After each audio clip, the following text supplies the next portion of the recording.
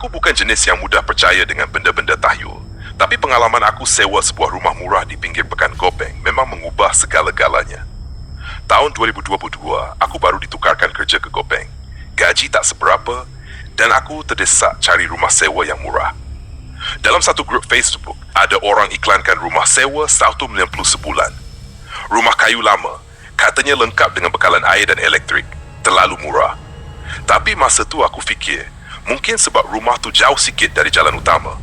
Aku hubungi tuan rumah, seorang lelaki tua yang memperkenalkan diri sebagai Pak Lang.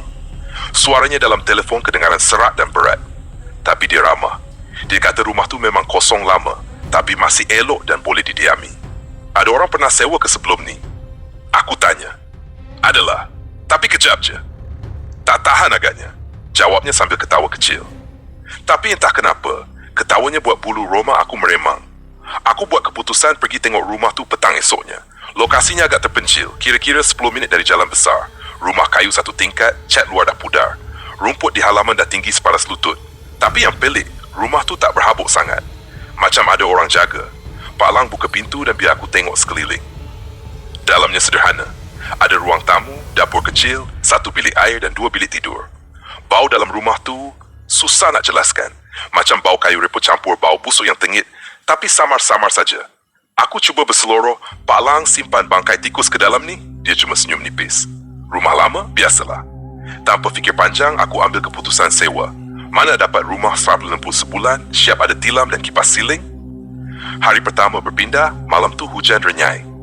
Aku tengah lipat pakaian dalam bilik, bila terdengar bunyi orang berjalan atas lantai papan di ruang tamu. Perlahan, tapi jelas. Aku ingatkan Pak Lang datang, tapi bila aku buka pintu bilik kosong, pintu depan berkunci. Aku jenguk keluar tingkap, tak ada sesiapa. Malam-malam seterusnya, bunyi tu makin kerap. Kadang-kadang macam bunyi orang seret benda berat. Pernah sekali aku dengar bunyi kerusi kayu diseret. Tapi bila aku keluar, kerusi tu masih di tempat asal. Aku cuba kuatkan semangat. Mungkin tikus atau kayu rumah yang bunyi bila malam. Aku tipu diri sendiri. Seminggu kemudian, aku mula mimpi pelik. Dalam mimpi, aku nampak seorang wanita tua duduk di tepi katil aku. Rambutnya panjang mengerbang, mata hitam legam. Dia tak cakap apa-apa, cuma renung aku tanpa kelip. Setiap malam dia datang. Setiap kali aku terjaga, peluh menitik walau kipas berpusing laju. Satu malam, aku bangun sebab terdengar bunyi ketukan bertalu-talu dari dalam almari. Jantung aku macam nak meletup. Aku perlahan-lahan buka pintu almari, tapi tak ada apa-apa. Tapi bila aku toleh ke cermin di meja solek, aku nampak bayangan wanita tua tu berdiri di belakang aku. Aku pusing. Tak ada siapa. Tapi cermin tu tetap memantulkan imej dia. Mata aku tak berkelip. Aku terus baling kain tutup cermin tu dan keluar dari bilik. Malam tu aku tidur dalam kereta. Pagi esok, aku nekat jumpa Pak Lang. Aku tanya terus terang, apa sebenarnya kisah rumah tu? Dia tarik nafas panjang. Rumah tu dulu milik seorang bidan kampung. Orang panggil dia Mak Jenab. Dia pandai berubat, tapi orang kampung mula curiga bila makin ramai bayi mati lepas dia sambut kelahiran. Ada yang kata dia amal ilmu hitam, Pak Lang sambung. Satu malam, orang kampung serbu rumah ni. Tapi Mak Jenab dah gantung diri dalam bilik belakang. Masa jumpa, matanya terbeliak, lidah terjelir. Ada kain kafan lusuh bawah kakinya. Aku diam, rasa seram mula meresap. Lepas tu, rumah ni kosong lama, tapi setiap kali ada orang sewa, mesti lari. Ada yang gila, ada yang meninggal mengejut.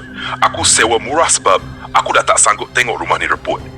Aku nak marah, tapi apa gunanya? Salah aku juga sebab terdesak. Malam tu aku kembali ke rumah dengan niat kemas barang dan keluar. Tapi sebaya aku masuk, aku rasa angin sejuk menyapa muka. Sejuk yang lain macam. Lampu ruang tamu berkelip. Bila aku buka bilik, semua baju aku bersepah atas lantai macam diselongkar. Tiba-tiba, kipas siling berpusing laju sendiri dan meja solek terbalik tanpa angin. Aku terdengar bisikan halus dekat telinga kanan. Jangan tinggalkan aku. Aku terus lari keluar rumah tanpa pandang belakang. Malam tu aku tidur di surau. Esok pagi, aku pindah tanpa sempat kemas apa-apa. Sejak tu, aku mula percaya bukan semua rumah mampu kita sewa walaupun murah. Ada harga yang lebih mahal dari duit. Kalau kau terbaca iklan rumah sewa terlalu murah, fikir 2-3 kali. Sebab mungkin yang tunggu dalam rumah tu bukan manusia.